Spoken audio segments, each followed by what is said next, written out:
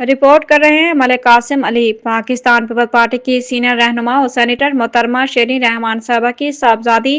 جو وفات پا گئیں، ان کی مغفرت کے لیے سویٹ ہوم میں ایک تعزیتی ریفرنس سویٹ ہوم کے سربراہ زمرد خان نے جس کا اہتمام کیا۔ اس دعائیہ تقریب میں سابقہ وزیر اعظم پاکستان اور موجودہ چیئرمین سینیٹ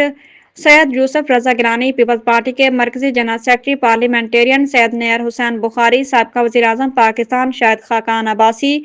سید خورشید شاہ، محترمہ شیریں رحمان صاحبہ، بے نظیر انکم سپورٹس پروگرام کی چیئرپرسن روبینہ خالد، فرحت اللہ بابر،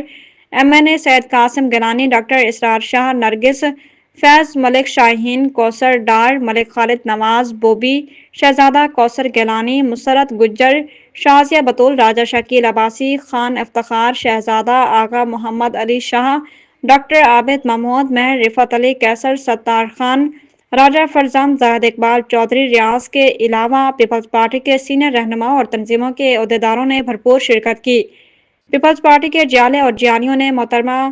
شیریں رحمان اور ان کے اہل خانہ سے انتہائی دکھ اور افسوس کا اظہار کیا اور مرحومہ کے لیے دعا کی گئی کہ خداوند کریم ان کو جوار رحمت میں جگہ عطا فرمائے۔